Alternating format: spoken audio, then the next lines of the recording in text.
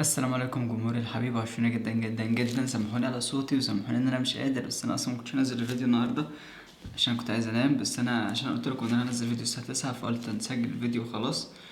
فنقرا اول مشكله معانا. ما تنسوش تعملوا لايك، ولو انتم مش مشتركين اشتركوا، ولو عندكم مشكله اكتبوها في كومنت.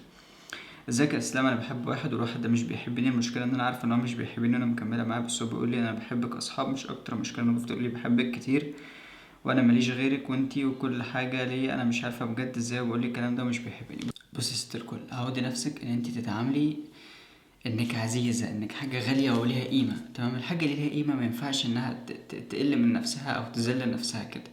تمام؟ ده واحد صريح معاكي جدا قالك يا بنت الناس انا مش بحبك، انا بتكلم معاكي كاصحاب. طيب ليه بيتكلم معاكي كاصحاب؟ يمكن هو مش شايفك ان انتي تتحبي، مش انتي الصفات اللي حاططها في دماغك، وده شيء كويس ان هو محدد لك ان هو مش بيحبك. لو واحد غيره كان اتسلى بيكي وارتبط بيكي وبعد كده سابك. فاللي انت فيه ده مرحلة كويسة، ان انت مع واحد كان صريح معاك وقال لك يا بنت الناس انا معتبرك صاحب. طيب هل اللي انت فيه ده صح؟ لا، انت غلط. ليه غلط؟ لان انت مكملة مع واحد مش بيحبك وانت بتحبيه.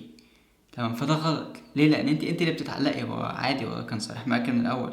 تفترض ان هو اتجوز بعد كده، خطب، خلف، حصل له اي حاجة، فهتيجي تتكلمي انت وقتها اللي هو هو كان صريح معاكي والحياة كان قايلك من الأول إن هو شايفك صاحبة.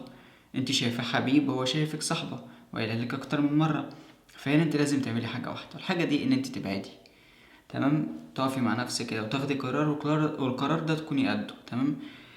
في ساعة زمن واحدة الشخص ده معرفش يوصلك تاني، حساباتك تتقفل، أرقامك تتغير، كل حاجة عنك تتغير. تمام؟ واشغلي وقتك. اشغلي وقتك دي بمعنى ان انت اما الحاجات دي تتغير وصوره تتمسح والشتات تتمسح وتاخدي القرار ده، بيبقى في حاجة هي ان انتي بيبقى في وقت انتي قاعدة بتفكري فيه. تمام؟ الوقت دوت بقى لازم تشغلي نفسك، تدخلي بقى اسمعي رواياتي، تدخلي كلمي صحابك، العبي لك جيمين بابجي، شوفي لك مسلسل، اي حاجة من الحاجات دي. انا طالبة في كلية تمريض. انا بعاني قوي يا اسلام، انا طالبة في كلية تمريض ولسه بكمل دراسة، واشتغلت جنب الدراسة عشان اصرف على نفسي على الاقل، ولسه يا دوبك بقالي شهرين في الشغل.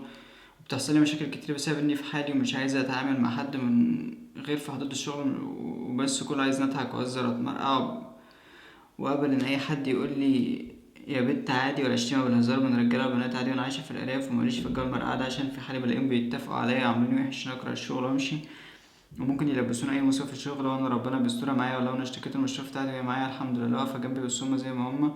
وانا مبقتش مستحملها ومش عارف هل انا غلط ومفروض اضحك واهزر عادي زيهم، ولا اخليني زي ما انا، اللي يحصل يحصل، واللي يكرهني عادي ولا ما يتعنيش عادي برضه. مش فارق معايا حب حد ليا اصلا، بس اصحابي كل شويه يقولوا لي انتي اللي هتعاني فمشي دنيتك عشان ما تجيش مخنوقه من الشغل كل ما تروحي. وانا لحد الان مقتنع ان صح ان الشغل ليه حدود في التعامل، عمرها ما كانت بالضحك والهزار وقله الادب. وكمان انا مخطوبه، فعلى الاقل احترم الراجل اللي معايا ده عشان ربنا يبارك لي في حياتنا. وكمان بابا اللي رباني كل السنين دي هيجي انا في يوم وضيع كل ده، وده سقط فيا واحده هو ما يعرفهاش. حلو أوي. بص يا ستي، انا بدخل لايفات على التيك توك. تمام؟ بدخل اتكلم مع الناس، لان انتوا عارفين ان انا بقالي سنتين او 3 سنين مبطل روايات، مش بنزل روايات غير كل فين وفين، او بمعنى صح لما اكون حزين بنزل روايه. كل شهرين كل 3 شهور بنزل لكم روايه. بفتح لايفات على تيك توك. الناس كلها بتفتح لايف على تيك توك عشان الداعمين يدخلوا يبعتوا لهم هدايا وجو شحاته. انا عمري في حياتي ما كنت كده. انا بدخل مع الناس اتكلم معاهم واهزر معاهم.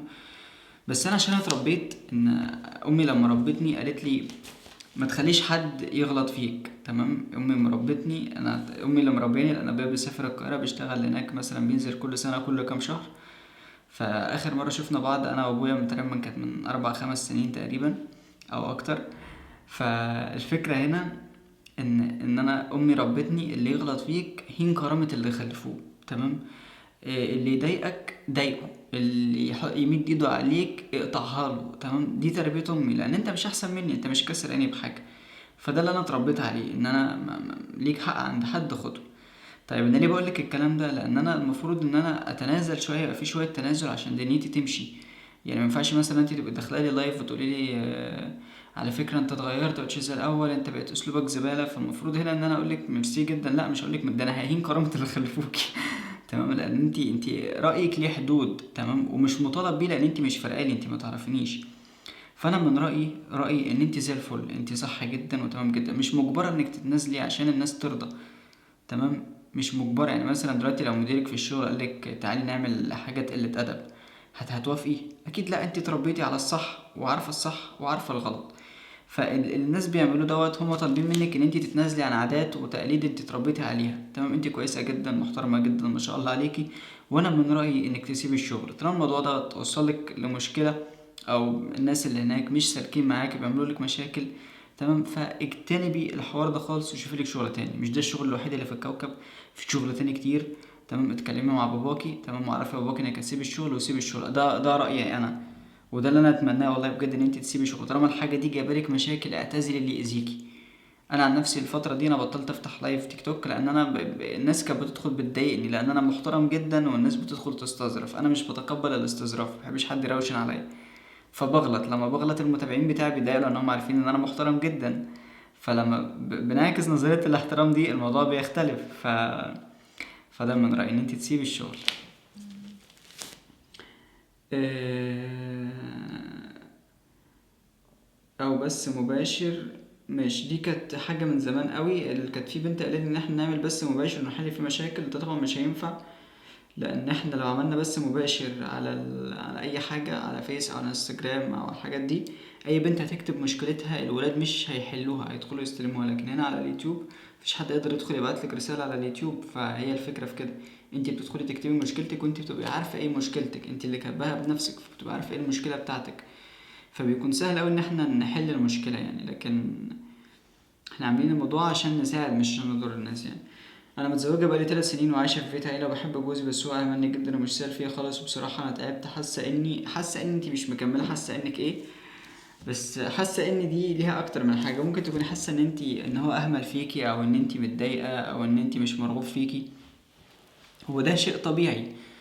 لما شخص بيتجوز في فترة الخطوبة، الشخص ده بيتشقلب عشان، يعني قصدي في فترة الارتباط الشخص ده بيتشقلب عشان لما تيجي يتقدم لك توافقي.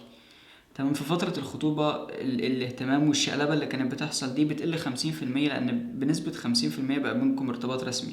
يا 50% تكملوا، يا 50% الموضوع يفشل. تمام، يا صابت يا خابت بمعنى أصح.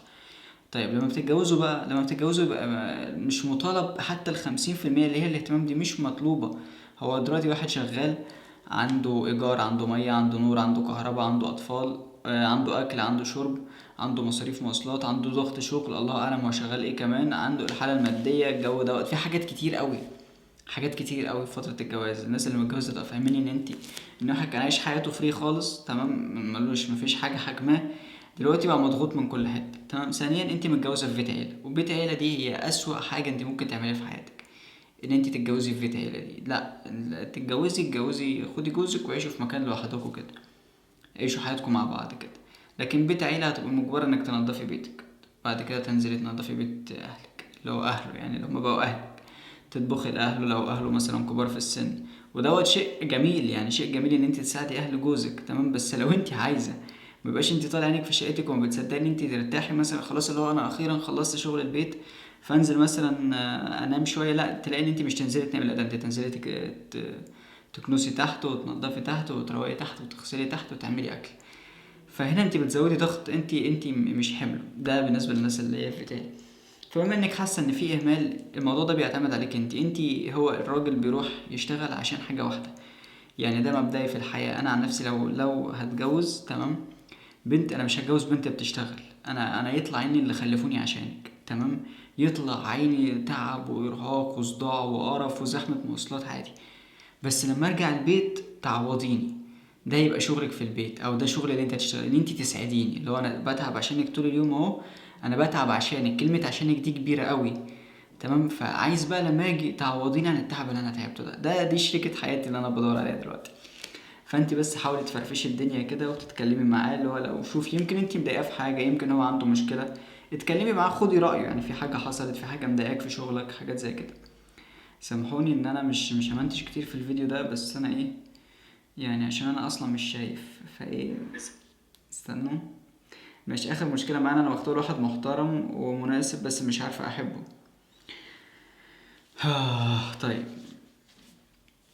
بصي، في علاقة الجواز، تمام، انت بما انك مخطوبة، يعني الجواز مش قايم على فكرة ان الحد ده محترم او الحد ده مش محترم، على ان الشخص ده بيصلي او مش بيصلي، على ان الشخص ده معاه فلوس او مش معاه فلوس. علاقة الجواز قايمة على بتحبك وبتحبيه ولا لا. تمام، ادخلي على السوشيال